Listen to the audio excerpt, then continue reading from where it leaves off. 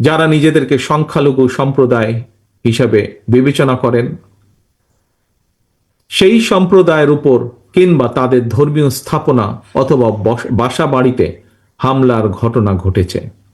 এবং এই ঘটনাগুলোকে যদি আমরা পর্যালোচনা করে দেখি, তবে দেখব দু একটি ব্যতিক্রম ছাড়া অধিকাংশ হামলার ঘটনা কোনো ধর্মীয় কারণে হয়নি। বরং আমরা দেখেছি প্রতিটি ঘটনা নিবিড়ভাবে তদন্ত করলে দেখা যাবে অধিকাংশ হামলার ঘটনার নেপথ্য ছিল অসৎ রাজনৈতিক উদ্দেশ্য অথবা অবৈধ লোভ লাভের আশা।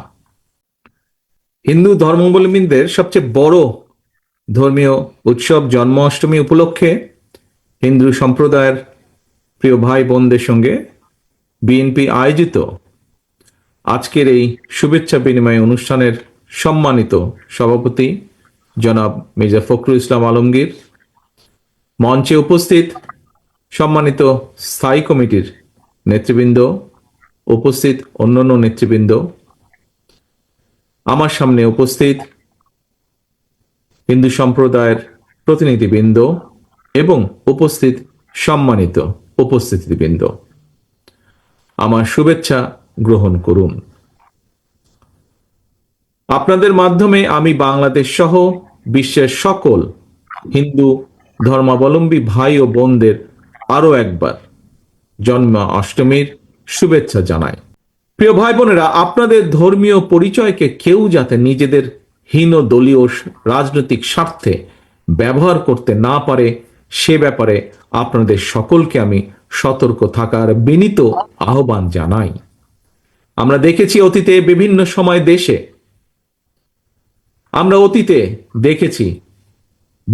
সময় দেশে যারা নিজেদেরকে সংখ্যালঘু সম্প্রদায় হিসাবে বিবেচনা করেন,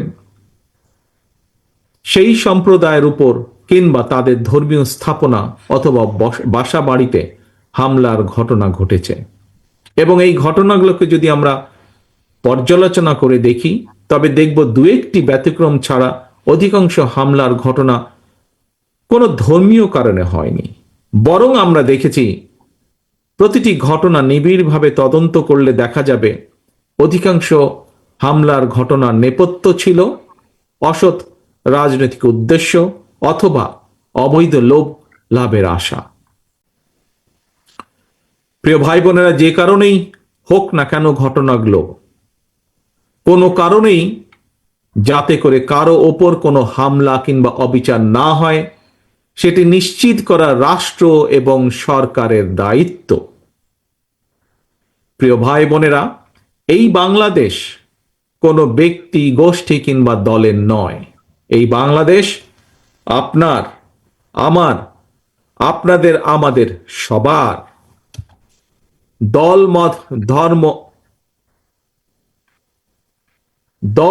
ধর্ম নির্বিশেষে বাঙালি অবাঙালি, নৃতাত্ত্বিক জনগোষ্ঠী, বিশ্বাসী অবিশ্বাসী কিংবা সংশয়বাদী, এই বাংলাদেশের প্রতিটি নাগরিকের একমাত্র গর্বিত পরিচয় আমরা বাংলাদেশী।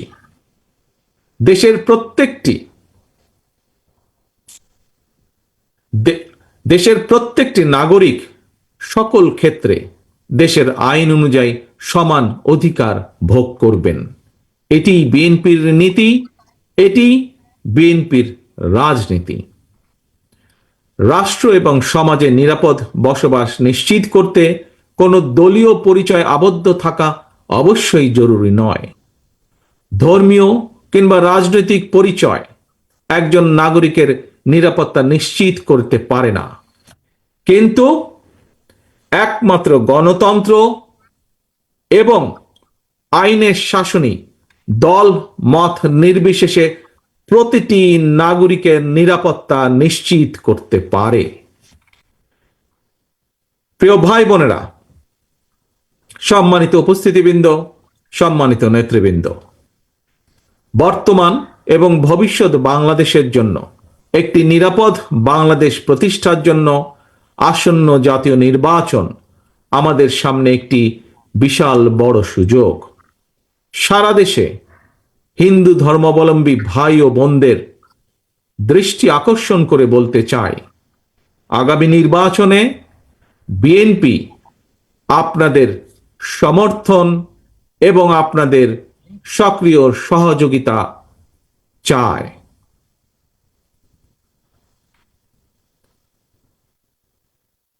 প্রিয় ভাই বোনেরা, সবশেষে আবার আমি বলতে চাই, আমি বিশ্বাস করি আপনার আমাদের দল বিএনপি বিশ্বাস করে দল মত ধর্ম দর্শন যার যার, রাষ্ট্র সবার, ধর্ম যার যার, কিন্তু নিরাপত্তা পাবার অধিকার সবার। আপনাদেরকে আবারও শুভেচ্ছা জানিয়ে আমার বক্তব্য শেষ করছে। আল্লাহ হাফেজ। বাংলাদেশ জিন্দাবাদ। বাংলাদেশ জাতীয়তাবাদী দল জিন্দাবাদ।